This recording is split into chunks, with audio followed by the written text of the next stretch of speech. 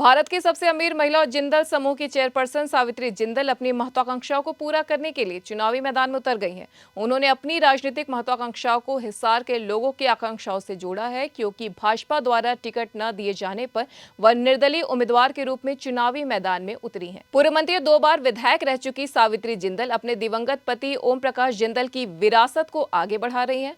हालांकि उनके पुत्र नवीन जिंदल कुरुक्षेत्र से भाजपा सांसद हैं, फिर भी उन्होंने हिसार विधानसभा क्षेत्र से भाजपा उम्मीदवार कमल गुप्ता के खिलाफ चुनाव लड़ने का निर्णय लिया है।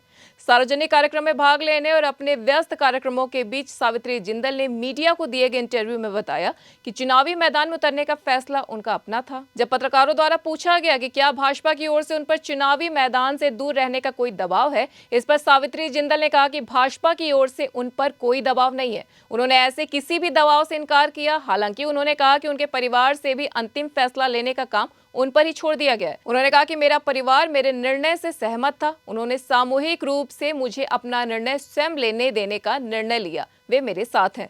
साथ ही बेटे नवीन जिंदल जो भाजपा के स्टार प्रचारक हैं, उनके बारे में पूछे जाने पर उन्होंने कहा कि नवीन भाजपा की आवश्यकता के अनुसार पार्टी के लिए काम करेंगे। हिसार में मेरे कई बेटे बेटियां हैं जो इस चुनाव में मेरे लिए काम कर रहे हैं। उन्होंने कहा कि वह भाजपा में शामिल नहीं हुई हैं।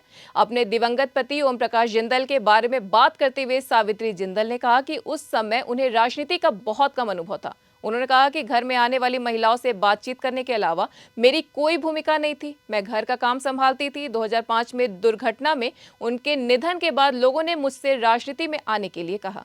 इसी के साथ जिंदल समूह की चेयरपर्सन सावित्री जिंदल ने कहा कि इस बार चुनाव में कड़ी परीक्षा होगी। हालांकि उन्होंने अपने प्रतिद्वंदी भाजपा उम्मीदवार कमल गुप्ता का नाम नहीं लिया, लेकिन उन्होंने कहा कि हिसार शहर बुनियादी नागरिक सुविधाओं और सुविधाओं के मामले में सबसे बुरे दौर से गुजर रहा है।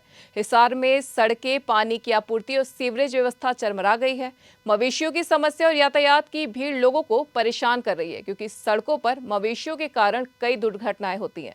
अपनी जीत के प्रति आत्मविश्वास दिखाते हुए जब उनसे पूछा गया कि अगर वे चुनाव जीत जाती हैं तो वे किसकी तरफ जाएंगी, भाजपा या कांग्रेस, जिस पर सावित्री जिंदल ने एक अनुभवी राजनीतिज्ञ की तरह जवाब दिया। उन्होंने कहा कि मैं हिसार के लोगों के साथ जाऊंगी और विधानसभा में उनके मुद्दों को उठाऊंगी। N1 लाइव की खास खबर।